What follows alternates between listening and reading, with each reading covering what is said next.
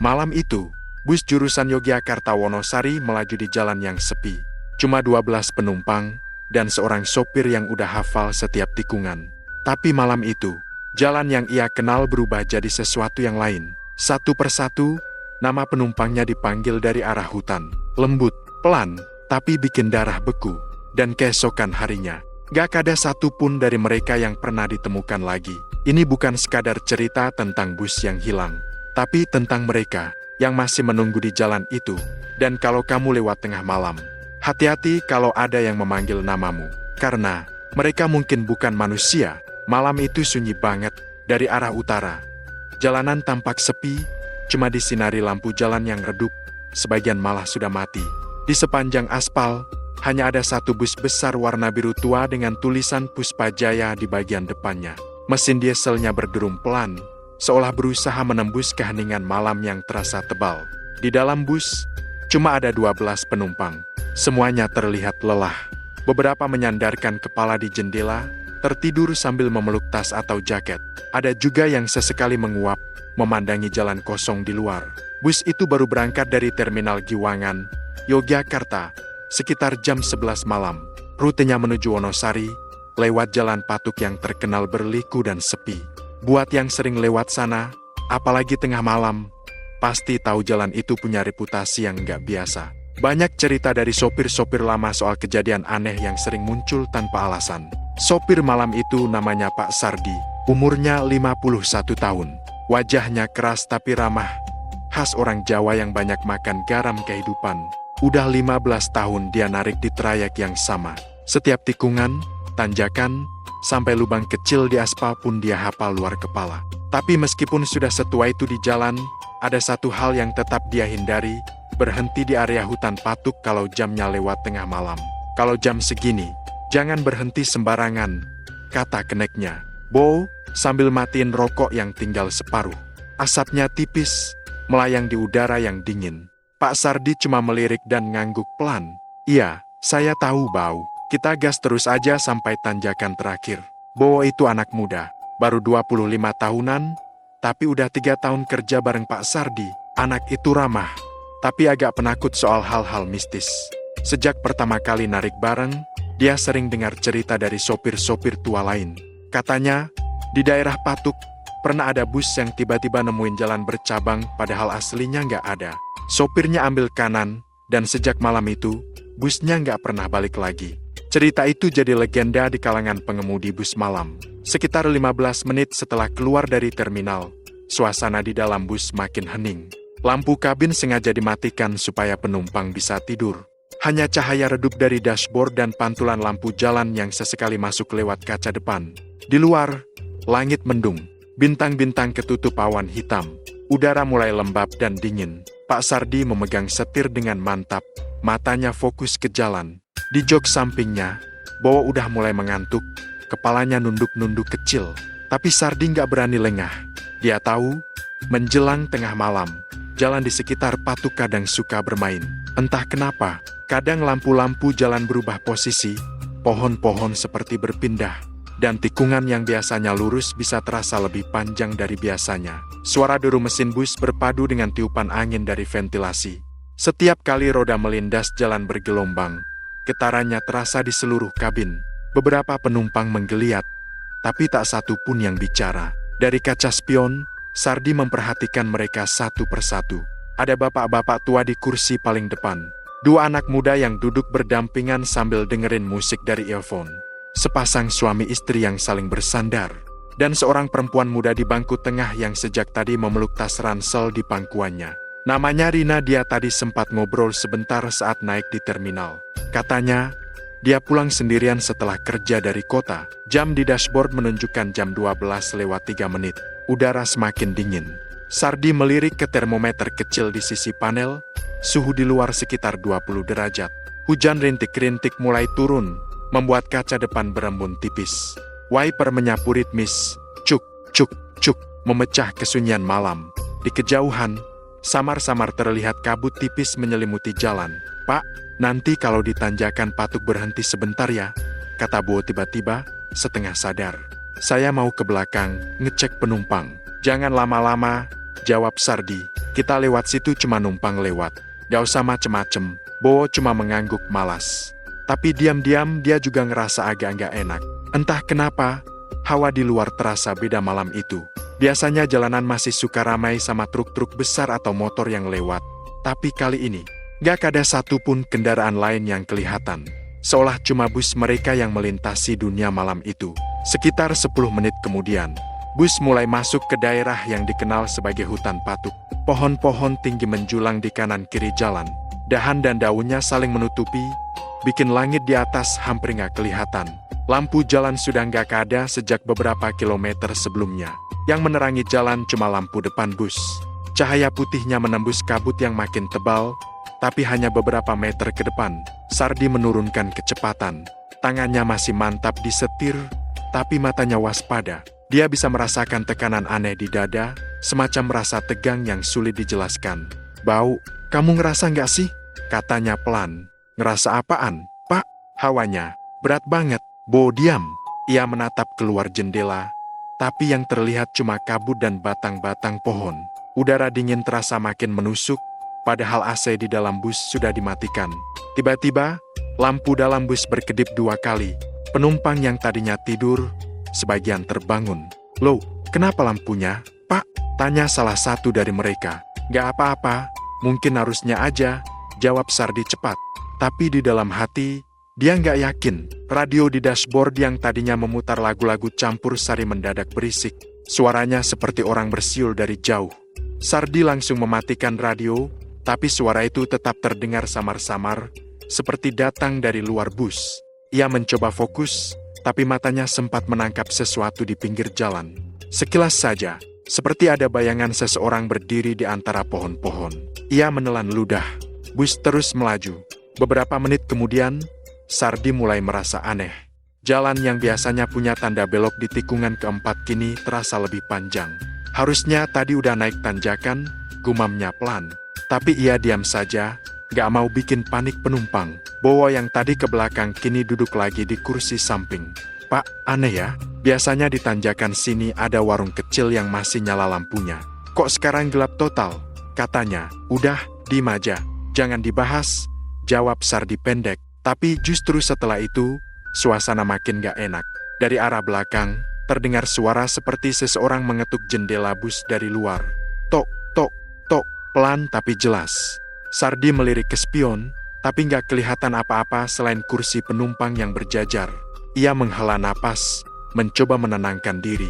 "Mungkin ranting pohon," katanya dalam hati. Tapi saat ketukan itu terdengar lagi, lebih keras dan teratur, Bowo spontan berdiri. "Pak, itu suara apaan?" tanyanya tegang. Sardi nggak menjawab. Ia menatap lurus ke depan. Dalam cahaya lampu bus yang menembus kabut, terlihat sesuatu di pinggir jalan. Seorang perempuan berdiri membelakangi mereka, rambutnya panjang terurai, mengenakan pakaian serba putih yang tampak kotor. Bahunya sedikit gemetar seperti sedang menangis. Bus perlahan mendekat, dan Sardi merasakan bulu kuduknya meremang. Ia tahu betul apa artinya kalau ada yang begitu di tengah malam di daerah itu. "Pak, jangan berhenti," bisik Bowo cepat. Sardi mengangguk. Tapi saat bus hampir sejajar dengan perempuan itu, tiba-tiba kepala sosok itu menoleh cepat ke arah bus. Matanya kosong, kulitnya pucat, dan di bibirnya ada senyum lebar yang aneh terlalu lebar untuk wajah manusia biasa. Bowo langsung menunduk, jantungnya berdetak kencang. Sardi menatap lurus, berusaha nggak peduli. Tapi dari kaca spion samping, ia masih sempat lihat sosok itu berdiri. Dia menatap ke arah bus yang semakin menjauh. Setelah beberapa ratus meter, suara ketukan di jendela berhenti. Tapi justru suasana di dalam bus makin hening. Para penumpang seperti sadar kalau ada yang gak beres. Salah satu dari mereka, seorang pria parubaya, menatap keluar jendela dan berbisik, "Tadi kayak ada yang manggil nama saya." Sardi pura-pura gak dengar. Ia tahu, ini baru awalnya saja. Jalan mulai menanjak lagi, tapi kali ini kabutnya begitu tebal sampai cahaya lampu bus memantul kemana-mana. Seolah mereka sedang berjalan di dalam awan. Udara di dalam bus mulai berbau lembab, seperti tanah basah yang baru diguyur hujan. Beberapa penumpang menarik jaket mereka, menggigil. Sardi melihat jam, hampir jam 1 dini hari. Dia mempercepat laju bus, berharap segera keluar dari kawasan hutan itu. Tapi perasaannya semakin berat. Dari arah kanan, suara jangkrik dan burung malam tiba-tiba berhenti, menyisakan keheningan mutlak. Bowo mengusap lehernya, berkeringat dingin.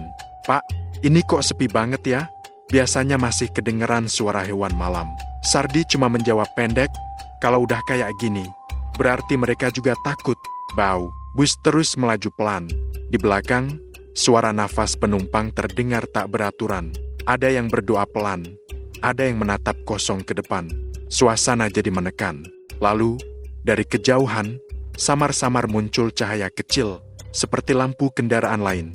Sardi sedikit lega. Akhirnya, ada juga kendaraan lewat, pikirnya. Tapi saat cahaya itu mendekat, ternyata bukan lampu kendaraan. Cahaya itu diam di satu titik, melayang rendah di antara pepohonan, seperti obor kecil. "Bau, kamu lihat itu?" "Iya, Pak, itu apaan?" "Mungkin orang, tapi kok nggak jalan-jalan." Cahaya itu bergerak perlahan mengikuti bus, kadang hilang di balik kabut, lalu muncul lagi di sisi lain. Penumpang mulai resah. Seorang ibu di kursi belakang berteriak kecil ketika cahaya itu tiba-tiba muncul di luar jendelanya, sangat dekat, lalu lenyap seketika. Sardi menekan gas lebih dalam. Bus melaju cepat menembus kabut. Tapi di tengah ketegangan itu, radio yang tadinya mati mendadak menyala sendiri, memutar suara lirih seperti bisikan orang banyak. "Sardi, Bowo, berhenti dulu." Sardi langsung matiin radio, wajahnya pucat. "Jangan dengerin, Bau. Apapun yang kedengeran malam ini, pura-pura aja nggak ada." Bowo mengangguk cepat, tapi matanya berkaca-kaca. Bus terus melaju tanpa ada tanda-tanda kehidupan lain di jalan itu. Udara makin dingin, kabut makin pekat, dan suara mesin bus terdengar berat. Sardi tahu, kalau dia berhenti sekarang, entah apa yang bakal terjadi. Tapi di sisi lain, dia mulai ngerasa kayak muter di tempat yang sama. Tikungan yang barusan dilewati, seperti muncul lagi di depan. "Harusnya kita udah lewat jembatan kecil," gumamnya. Tapi yang muncul di depan justru pohon besar dengan batang melengkung yang sama persis seperti yang mereka lewati 5 menit lalu.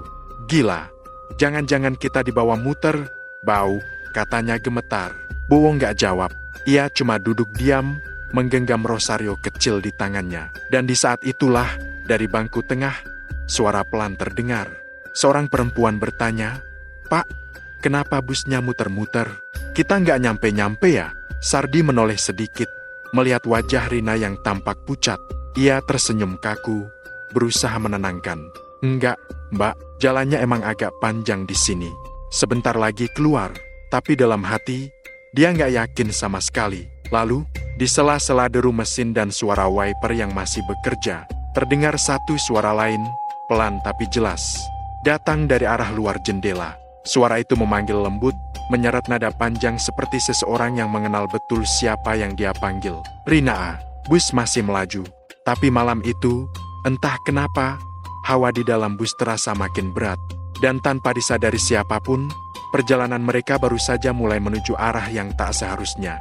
Suara itu pelan, tapi cukup jelas untuk membuat semua bulu kuduk berdiri. "Rina."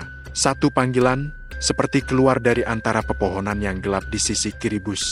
Suaranya serak, tapi lembut, seperti orang yang mengenal betul siapa yang dipanggil. Rina yang duduk di kursi tengah spontan menoleh ke jendela. Wajahnya pucat, matanya melebar. "Pak, tadi Bapak dengar?" "Enggak," katanya pelan sambil melirik ke arah Pak Sardi di depan. Sardi pura-pura nggak dengar.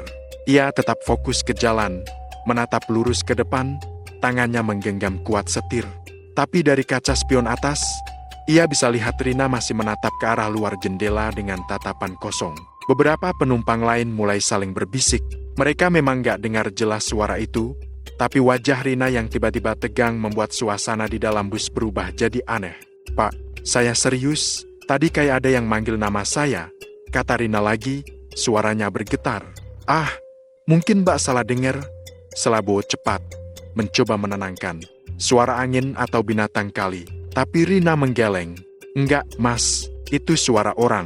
Suaranya kayak almarhum ibu saya." Bus langsung sunyi. Semua penumpang yang tadi berbisik diam mendadak. Sardi menelan ludah, merasakan hawa dingin makin kuat. Jantungnya berdetak keras di dada. Ia tahu, kalau sudah ada yang dipanggil dengan nama, apalagi dengan suara orang terdekat, itu bukan pertanda baik. Sementara di luar, kabut makin tebal. Lampu depan bus cuma menembus beberapa meter ke depan.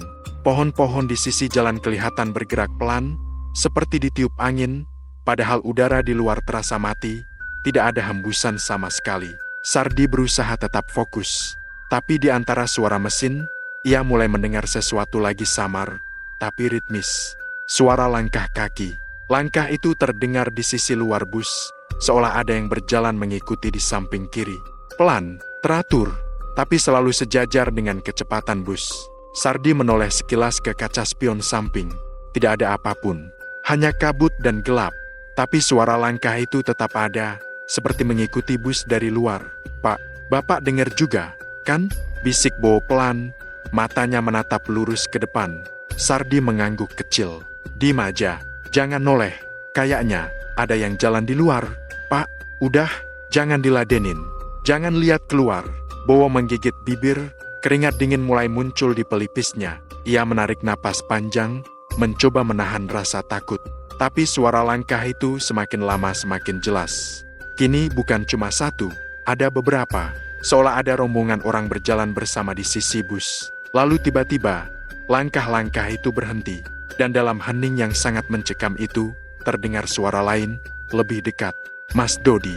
Kali ini, suara itu seperti berasal dari balik jendela sebelah kanan, tepat di samping kursi penumpang pria yang duduk sendirian di bangku belakang.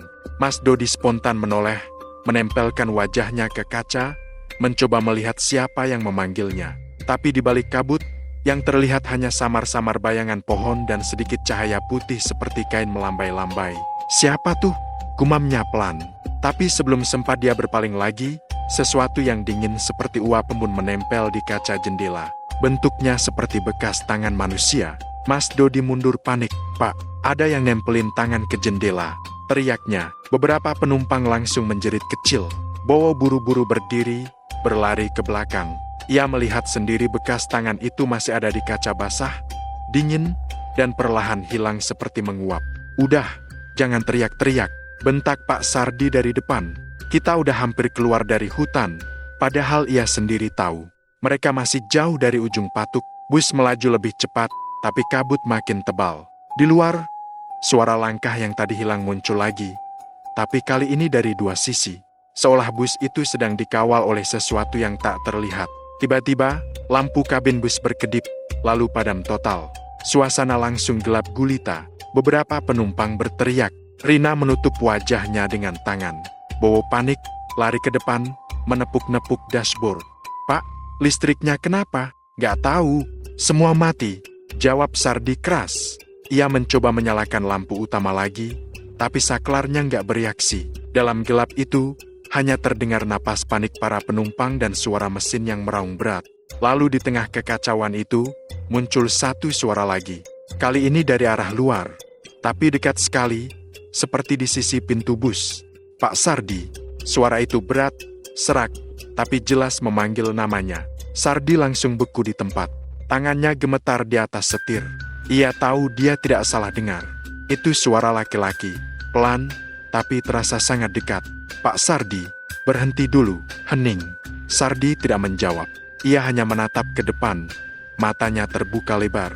Tapi di sudut pandang matanya, ia bisa melihat bayangan hitam menempel di sisi luar kaca depan. Seperti siluet seseorang yang berdiri di tengah kabut. "Bau, lihat nggak?" bisiknya pelan. Bowo yang duduk di sebelahnya menggeleng cepat, tidak berani menoleh. "Jangan, Pak, jangan lihat. Jalan aja terus." Tapi sebelum Sardi sempat menambah kecepatan, mesin bus mati total. Suara raungannya berhenti begitu saja. Bus meluncur perlahan sampai akhirnya berhenti di tengah jalan yang gelap dan berkabut. Sunyi, tidak ada yang bicara. Bowo menatap Pak Sardi. Wajahnya pucat pasi. "Pak, kita berhenti sendiri." Sardi mengangguk pelan. "Aku tahu." Dari luar, terdengar lagi suara langkah-langkah itu. Sekarang jumlahnya lebih banyak. Langkah kaki yang berat dan pelan, mengitari bus. Kadang berhenti di satu sisi, lalu berpindah ke sisi lain. Beberapa penumpang mulai menangis pelan. "Pak, tolong, jangan lama-lama di sini." Suara seorang ibu parubaya terdengar dari kursi belakang. Sardi mencoba menyalakan mesin lagi. Ia memutar kunci starter berulang kali, tapi yang terdengar cuma bunyi klik, klik. seolah akinya tiba-tiba mati. Bowo panik, bangkit dari kursi. "Pak, saya cek mesin keluar ya." "Jangan," bentak Sardi keras. "Kamu jangan turun, Bau. Apapun yang kamu dengar di luar, jangan keluar." Tapi terlambat. Salah satu penumpang pria berdiri dari kursinya. "Pak, mungkin ada orang di luar yang bisa bantu," katanya nekat. Belum sempat Sardi menahan, pria itu sudah berjalan ke arah pintu depan. Ia menekan tuas pintu manual dan membukanya. Udara dingin langsung masuk, kabut menyusup ke dalam kabin bus seperti asap. Pria itu melangkah turun perlahan. Semua mata menatapnya. Ia menoleh ke kanan, ke kiri, lalu menatap ke arah hutan yang gelap. "Halo, ada orang?" Suaranya kecil, nyaris bergetar. Tidak ada jawaban, cuma suara serangga samar-samar di kejauhan. Lalu, tiba-tiba, suara langkah itu muncul lagi. Kali ini dari arah depan bus.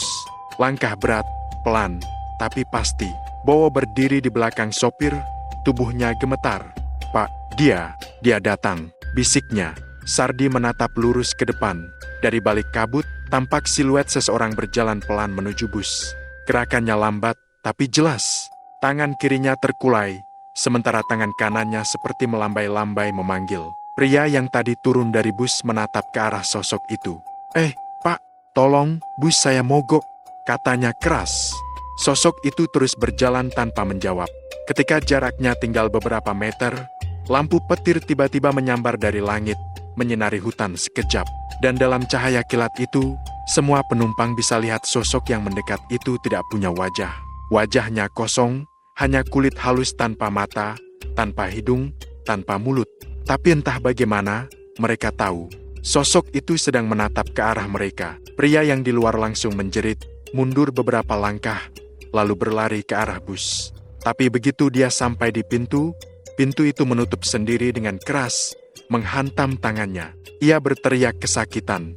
"Pak, buka pintunya, tolong!" Sardi berdiri, menarik tuas pintu, tapi pintu itu tidak bergerak sama sekali, seolah dikunci dari luar. Bowo mencoba bantu menarik, tapi hasilnya sama. Penumpang di dalam berteriak histeris.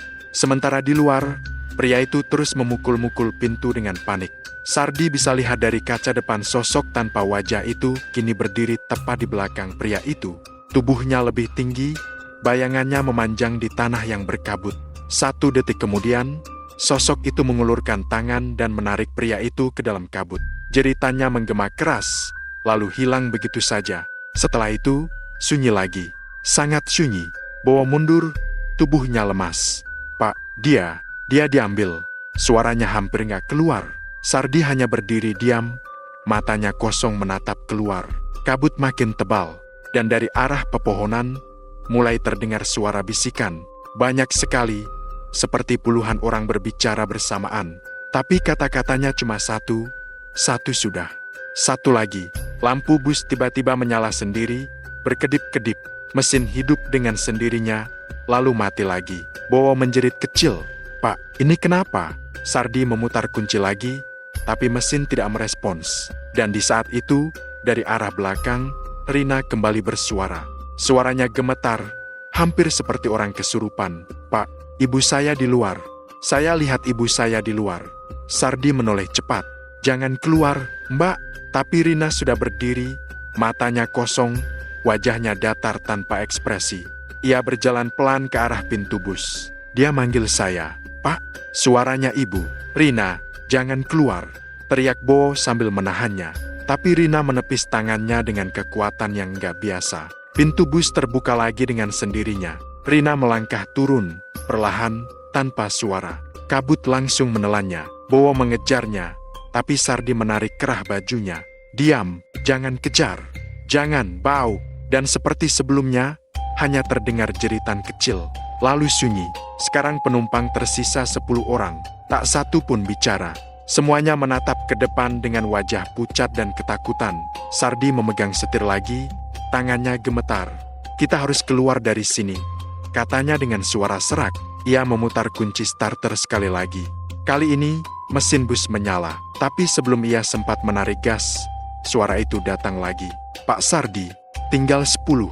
Bowo langsung menunduk, menangis tanpa suara. Dan di tengah hening yang begitu tebal, Bus itu kembali melaju perlahan menembus kabut menuju jalan yang seolah tidak pernah berujung. Setelah kejadian suara aneh yang memanggil nama Rina, suasana di dalam bus berubah drastis. Tidak ada lagi tawa kecil atau obrolan ringan antar penumpang. Semua orang diam, hanya ada suara mesin yang bergetar pelan dan kadang derit pintu belakang yang terdengar seperti ditiup angin. Pak Sardi memegang setir erat, matanya fokus ke jalan. Tapi dalam pikirannya masih terngiang suara lembut yang tadi terdengar memanggil nama seseorang dari arah hutan. Dia berusaha menganggap itu hanya angin, atau mungkin suara binatang malam yang kebetulan terdengar mirip manusia. Tapi dalam hati kecilnya, dia tahu, itu bukan hal biasa. Bo, yang duduk di kursi kecil dekat pintu depan, kelihatan gelisah. Tangannya tak berhenti memainkan rokok yang belum sempat dinyalakan. Wajahnya yang biasanya santai, malam itu terlihat tegang. Ia beberapa kali menatap keluar jendela, seolah memastikan bahwa suara tadi memang tidak diikuti oleh sesuatu. "Pak," katanya pelan, suaranya agak serak. "Tadi Bapak beneran dengar suara itu juga, kan?" Pak Sardi tidak langsung menjawab. Ia pura-pura tidak dengar, berharap topik itu menguap begitu saja. Tapi Bo mengulang dengan nada lebih rendah. "Pak, tadi itu bukan suara orang biasa. Saya yakin banget." Pak Sardi menelan ludah. "Udah, wow, jangan dibahas. Kita kerja aja, fokus jalan." Ia menghela napas panjang. Dalam pengalamannya belasan tahun di trayek malam itu, dia sudah sering dengar macam-macam cerita dari sopir lain. Ada yang bilang pernah lihat bayangan perempuan berdiri di pinggir jalan. Ada juga yang katanya busnya tiba-tiba berhenti di tempat yang gak seharusnya. Tapi baru kali ini, dia sendiri mengalaminya langsung. Dan lebih parahnya, suaranya jelas, seakan datang tepat di telinganya. Penumpang yang bernama Rina kini duduk diam, wajahnya pucat. Teman duduk di sebelahnya mencoba menenangkan, tapi Rina hanya memeluk tasnya erat. "Aku dengar lagi tadi," bisiknya, hampir tak terdengar. Suara itu manggil aku lagi, lebih dekat. Temannya menatap dengan wajah bingung, tapi sebelum sempat menjawab, bus sedikit berguncang saat melewati jalan berlubang. Lampu di dalam bus sempat meredup sebentar, membuat semua orang otomatis menahan napas. Setelah itu, 1 jam perjalanan berlalu dalam diam. Jam di dashboard menunjukkan pukul 12:30. Bus mulai memasuki wilayah yang jalannya menurun dan di kiri kanannya hanya pepohonan besar yang berdiri rapat. Daerah itu dikenal sebagai kawasan hutan patuk, tempat yang sudah sering jadi bahan cerita di antara sopir-sopir malam. Kabarnya, ada bagian tertentu dari jalan itu yang bergeser di waktu-waktu tertentu. Orang bilang, kalau lewat situ di atas jam 12, kadang kamu bakal nyasar ke tempat yang gak seharusnya ada di dunia ini. Angin malam bertiup pelan dari sela-sela jendela bus yang agak renggang. Suaranya mendesir panjang, membuat suasana makin tak enak. Salah satu penumpang pria di belakang mulai membaca doa dalam hati. Ada pula seorang ibu yang sibuk menggenggam tasbih kecil di tangannya. Mulutnya komat kamit tanpa suara. Semua orang merasakan hawa dingin yang makin menusuk.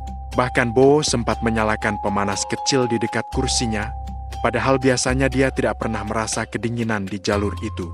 Tiba-tiba, dari arah belakang bus, terdengar suara seperti seseorang berbisik. Awalnya pelan, tapi makin lama makin jelas. "Mas Dodi." Pak Sardi langsung melirik ke spion tengah. Ia melihat seorang pria di baris paling belakang, mungkin sekitar umur 30-an, memakai jaket kulit hitam, dan wajahnya terlihat kaget. Pria itu menoleh ke kanan dan kiri, seolah mencari sumber suara. "Siapa tadi yang manggil saya?" katanya agak keras. Tak ada yang menjawab. Beberapa penumpang malah makin memeluk barang mereka, takut kalau sampai harus tahu siapa yang memanggil. Tapi suara itu muncul lagi. Kali ini lebih dekat. "Mas Dodi, turun, Mas." Bus langsung terasa hening. Bahkan suara mesin seperti tenggelam dalam kesunyian yang tiba-tiba muncul entah dari mana. Pak Sardi dan Bowo saling pandang. Bowo berdiri, berjalan perlahan ke belakang sambil membawa senter kecil. "Mas, tadi suara dari mana?" tanya Bowo, tapi Dodi hanya menggeleng cepat. "Dari luar, Mas. Sumpah, itu suara dari luar jendela. Kayak suara ibu saya." Nadanya gemetar. "Tapi ibu saya udah meninggal 5 tahun lalu." Begitu kata-kata itu keluar, udara di dalam bus terasa semakin berat.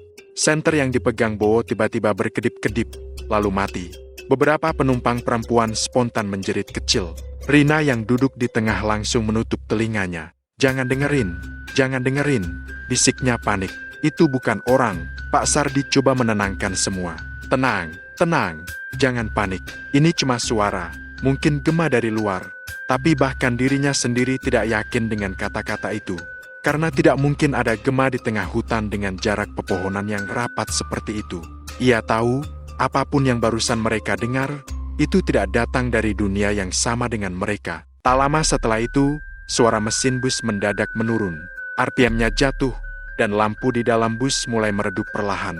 Aduh, ini kenapa lagi? Keluh Pak Sardi sambil mencoba menekan pedal gas. Tapi tak ada respon. Mesin seperti kehilangan tenaga. Ia mencoba memutar kunci starter, tapi hanya terdengar bunyi klik pelan, lalu hening total. Lampu di luar pun ikut padam. Bus berhenti di tengah jalan, diapit hutan gelap di kiri kanan. Pak, mesin mati. Tanya Bowo cepat. Iya, padahal bensin masih penuh. Tadi nggak ada tanda-tanda rusak juga. Semua penumpang kini mulai tegang. Suara serangga malam hilang seketika, digantikan oleh keheningan yang mencekam. Anehnya, walau mesin sudah mati, getaran halus masih terasa di lantai bus seperti ada sesuatu yang bergerak di bawah. Bowo mencoba turun untuk memeriksa, tapi Pak Sardi menahan. Jangan dulu. Wow, tunggu bentar.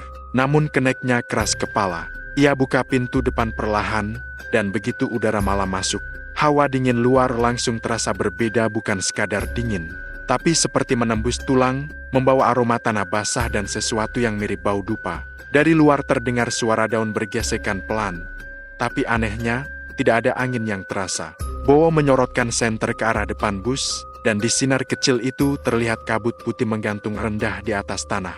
Pak Sardi menatap dari kursi kemudi, wajahnya kaku.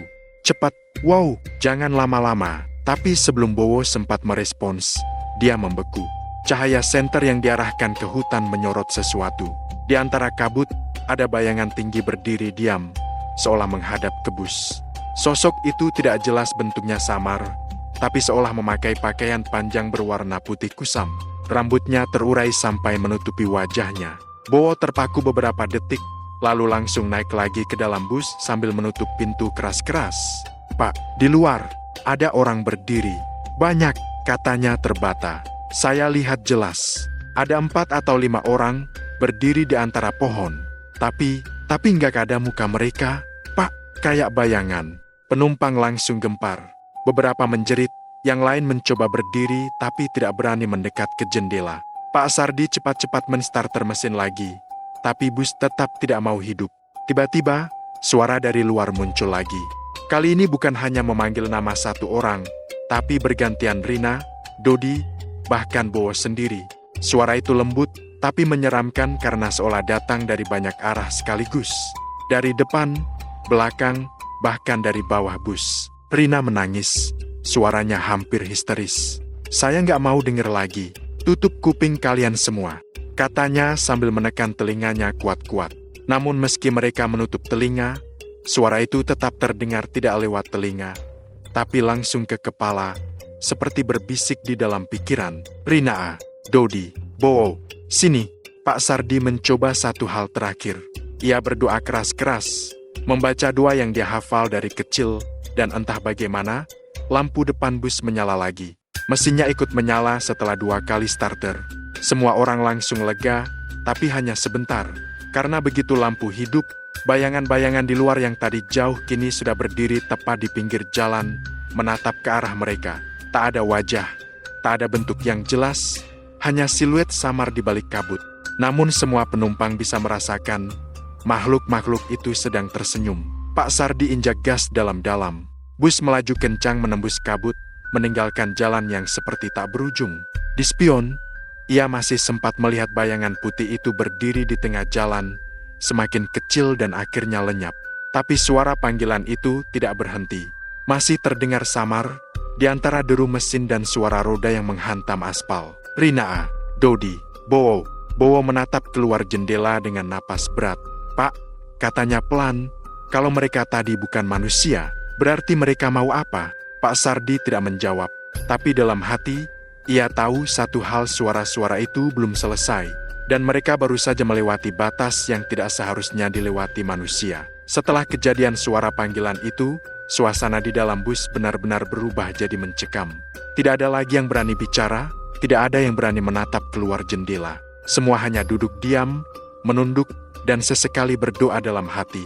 Rina masih terisak pelan sambil memeluk tasnya, sementara Mas Dodi duduk kaku di kursi belakang. Matanya sesekali memandangi kaca yang buram di sampingnya. Pak Sardi memegang setir erat-erat. Tangannya gemetar, tapi ia memaksa dirinya tetap fokus pada jalan di depan. Ia tahu betul, panik hanya akan membuat keadaan semakin parah. Bus terus melaju di tengah kabut tebal. Lampu depannya hanya mampu menembus jarak sekitar 10 meter ke depan, selebihnya hanyalah gelap. Tidak ada mobil lain yang lewat, tidak ada rumah, tidak ada tanda kehidupan manusia. Hanya hutan gelap dan jalanan berliku yang seperti tidak pernah habis. Di dashboard, jam menunjukkan pukul 1 lewat sedikit. Tapi bagi semua orang di dalam bus, waktu seolah berhenti. Setiap detik terasa panjang, dan setiap suara kecil bisa membuat dada mereka berdebar kencang. Bowo yang duduk di dekat pintu, mulai membaca doa pelan-pelan. Sesekali matanya melirik ke kaca spion kecil di depannya. "Pak, ini kita masih di Jalan Wonosari, kan?" Tanyanya dengan suara nyaris bergetar. Pak Sardi melirik ke peta kecil di ponselnya.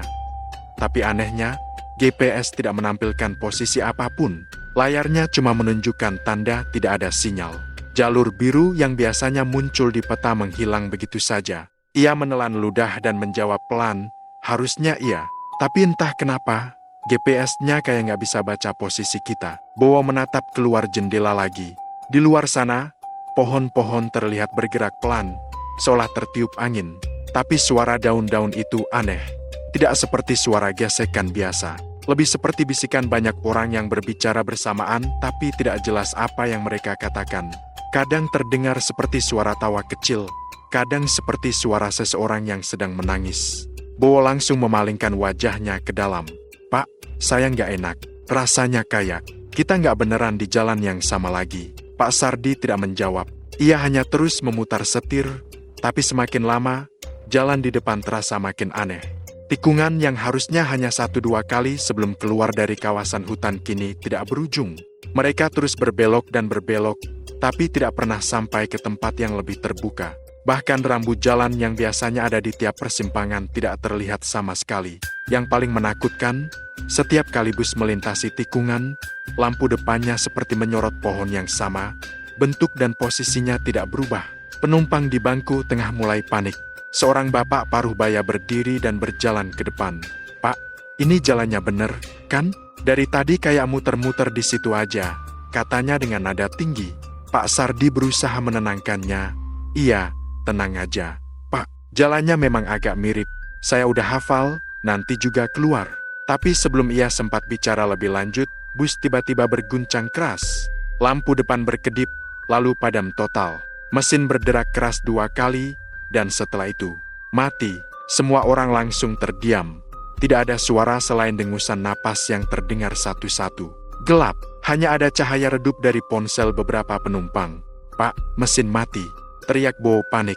Pak Sardi mencoba menyalakan mesin lagi, tapi sia-sia. Tidak ada suara, tidak ada getaran. Semua sistem mati seperti bus kehabisan tenaga. Padahal tangki penuh, baterai baru, dan tidak ada tanda kerusakan sebelumnya. "Tenang, tenang dulu," kata Pak Sardi berusaha menenangkan. Tapi suaranya sendiri terdengar gemetar. Ia memutar kunci starter beberapa kali, tapi hasilnya tetap sama. Tidak lama kemudian, dari arah luar, terdengar sesuatu suara seperti langkah kaki di atas daun kering, pelan, berirama, seperti seseorang sedang berjalan mengelilingi bus. Beberapa penumpang langsung memandang keluar jendela. Tapi yang terlihat hanya kegelapan dan kabut yang bergerak perlahan. Langkah itu terus terdengar, berpindah dari satu sisi ke sisi lain, kadang di depan, kadang di belakang bus. Rina langsung menutup mukanya dengan tangan. "Jangan lihat keluar, jangan lihat keluar," katanya sambil gemetar. Bowo menelan ludah. "Pak, saya periksa bentar ya. Siapa tahu cuma kabel aki longgar," katanya memaksa. Pak Sardi menahannya. "Jangan dulu. Dengerin baik-baik." Mereka berdua diam, dan kini suara langkah itu berhenti. Tapi berhentinya justru membuat suasana semakin menegangkan. Beberapa detik kemudian, terdengar suara lain seperti seseorang menggaruk pelan dinding luar bus. Krik, krik, krik. Suaranya panjang dan pelan, berpindah dari sisi kiri ke kanan. Seolah sesuatu sedang jalan sambil menyisir seluruh sisi bus dengan kukunya. Bowo refleks menyorotkan senter ke jendela, tapi sinarnya hanya menembus kabut. Sekilas ia melihat bayangan hitam bergerak cepat di balik pohon, tapi begitu diarahkan lagi, tidak ada apa-apa. "Pak, ada yang jalan di luar," katanya pelan. "Saya lihat jelas tadi, bayangannya tinggi, jalannya lambat." Tapi ia tidak sempat melanjutkan. Dari arah belakang bus terdengar suara tok, tok, tok, seperti ada yang mengetuk pelan kaca bagian belakang. Semua kepala langsung menoleh ke arah sana. Tidak ada yang berani bersuara. Ketukan itu terdengar lagi, kali ini lebih keras. "Tok, tok, tok, Pak, itu apa?" Suara salah satu penumpang perempuan hampir menangis. "Nggak tahu," jawab Bowo pelan. Pak Sardi mencoba menenangkan dengan menekan klakson. Berharap kalau itu hewan liar, suaranya bisa menakuti. Tapi klakson juga mati. Tidak ada suara apapun keluar. Lalu, tanpa diduga, lampu depan bus menyala lagi sendiri, tanpa disentuh siapapun. Namun kali ini cahaya lampu tidak menyorot jalan, melainkan ke arah barisan orang yang berdiri di tengah kabut, tepat di depan bus. Ada sekitar 10 sosok, berdiri sejajar, diam. Tubuh mereka kurus dan pucat. Wajahnya tidak terlihat karena tertutup rambut panjang. Mereka seperti sedang menatap ke arah bus, tapi tidak bergerak sedikit pun. Hanya kain putih yang mereka pakai berkibar pelan seperti tertiup angin yang tidak terasa. Rina menjerit histeris, diikuti beberapa penumpang lain. Bowo buru-buru mematikan lampu. Tapi saklarnya macet, tidak bisa digerakkan. "Pak, mereka ngelihat ke arah kita," katanya pelan. Semua kepala mereka pelan-pelan nengok ke sini. Pak Sardi memejamkan mata sejenak dan mulai membaca doa keras-keras. "A'udzubillahi minasyaitonir syaitonir rajim. Bismillahirrahmanirrahim." Ia mencoba starter lagi, dan kali ini mesin bus menyala dengan keras, seperti menjerit. Lampu depan berkedip beberapa kali, lalu stabil. Tapi begitu sinarnya kembali terang, sosok-sosok itu sudah tidak ada di depan jalan. Kosong, namun ketenangan itu tidak bertahan lama. Dari atap bus, terdengar suara langkah kaki, berat dan lambat, seperti seseorang sedang berjalan di atas sana. Duk, duk, duk. Langkah itu bergerak dari depan ke belakang, lalu berhenti tepat di atas tempat duduk Rina. Rina menatap ke atas, menangis tanpa suara.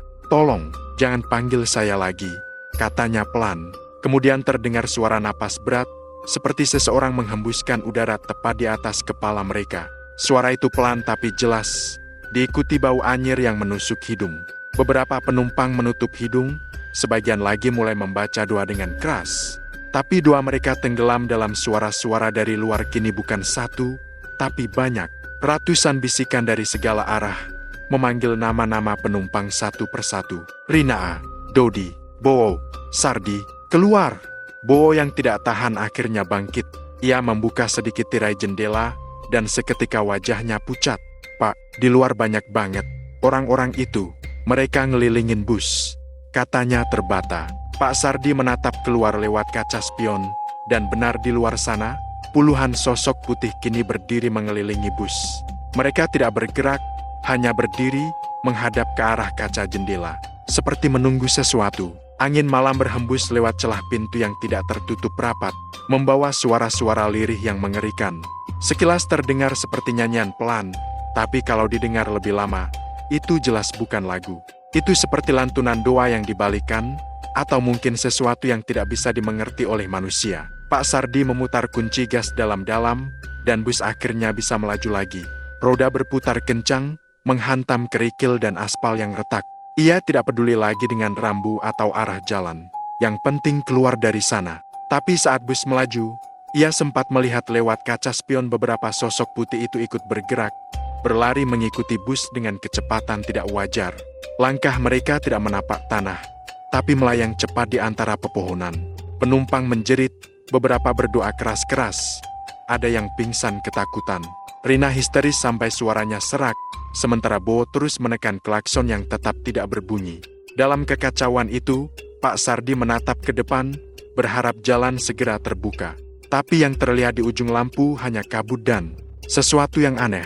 Di tengah jalan, berdiri satu sosok perempuan mengenakan gaun putih panjang, rambutnya menutupi seluruh wajah, Tangannya terentang lebar seolah menyambut mereka. Pak Sardi spontan injak rem keras-keras. Bus berhenti mendadak, membuat semua penumpang terhuyung. Tapi begitu lampu depan berkedip sekali, sosok perempuan itu lenyap. Tidak ada siapapun di sana, hanya kabut yang kembali menebal. Pak Sardi menunduk, keringat dingin mengucur dari pelipisnya. Ia menatap tangannya yang gemetar di atas setir, lalu berbisik pelan, "Kita nggak boleh berhenti di sini lagi. Wow, apapun yang terjadi, jangan berhenti."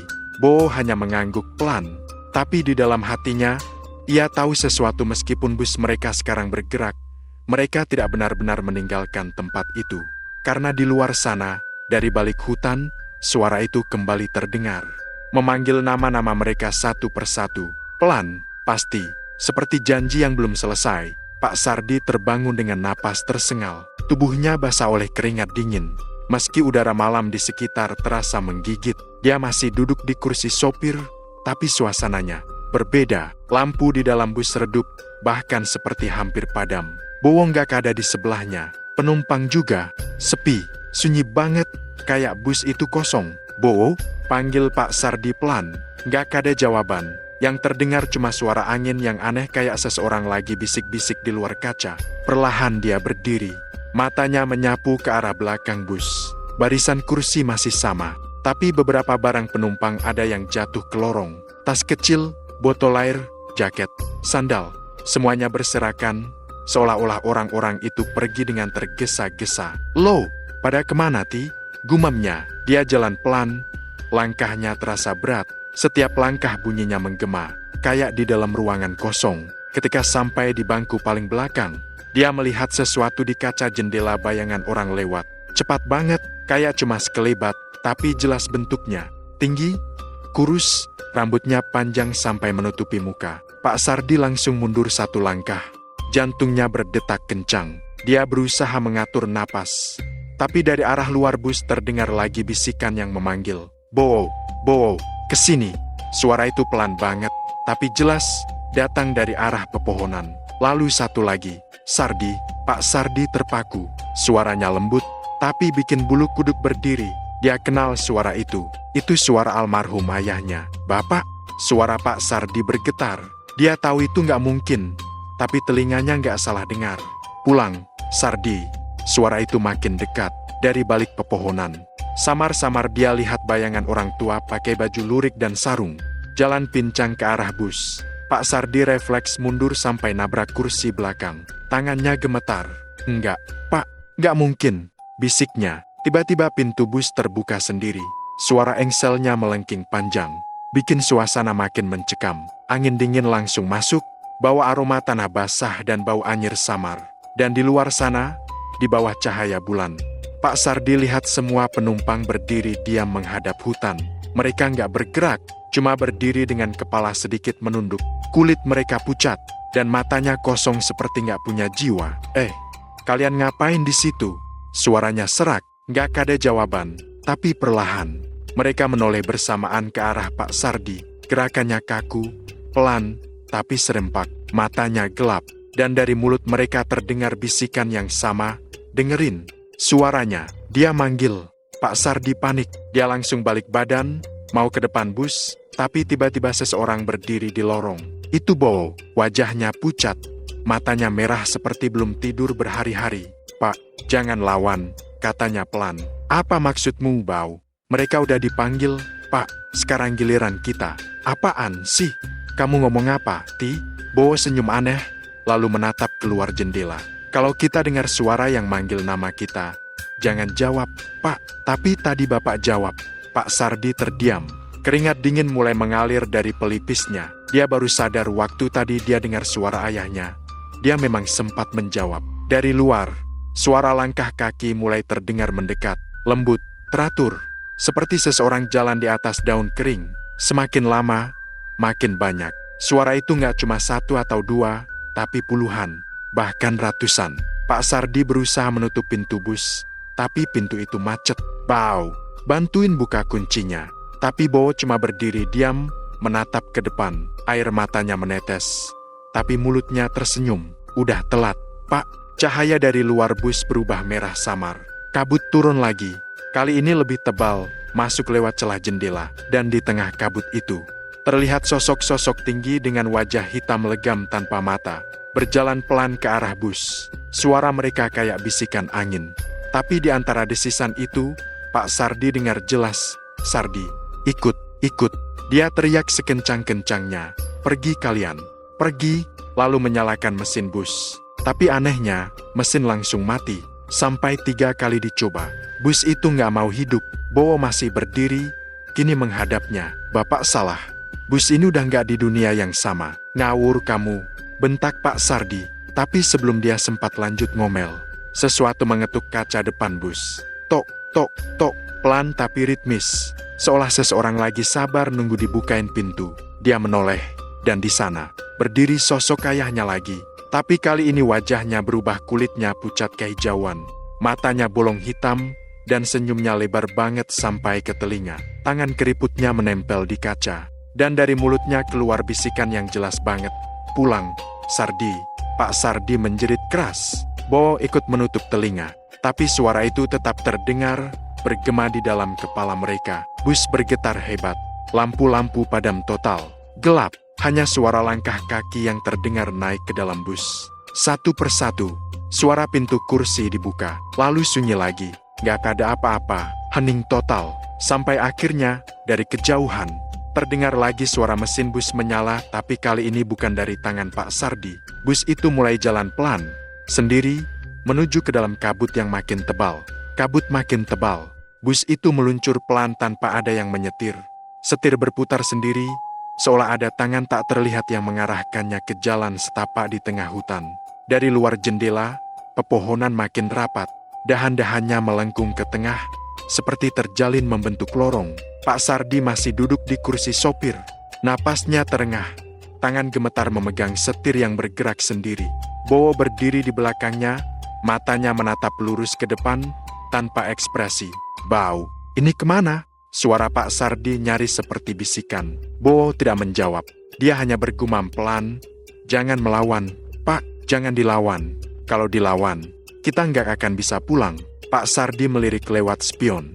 Kursi penumpang yang tadi kosong kini sudah terisi. 12 orang itu duduk rapi di tempat masing-masing. Tapi tubuh mereka kaku, kepala menunduk, dan kulitnya pucat kehijauan. Beberapa dari mereka kelihatan meneteskan air dari telinga, bukan darah, tapi air bening seperti embun. Mereka, Pak Sardi terhenti. Salah satu penumpang, perempuan muda berambut panjang yang duduk di bangku kedua, tiba-tiba mendongak. Wajahnya hancur di bagian pipi, seperti digigit sesuatu. Tapi dia tersenyum. "Udah sampai, Pak," katanya dengan suara pelan tapi serak. Pak Sardi menoleh keluar. Bus itu berhenti di depan gapura batu besar yang ditutupi lumut. Di atasnya ada tulisan pudar dalam huruf Jawa kuno. Ia tak tahu artinya. Tapi dari sela kabut, ada cahaya oranye samar seperti nyala obor. Bowo menatap ke arah gapura. "Mereka nunggu, Pak. Mereka nunggu yang dipanggil." "Siapa yang manggil?" tanya Pak Sardi dengan suara gemetar. Bowo menatapnya dengan mata merah.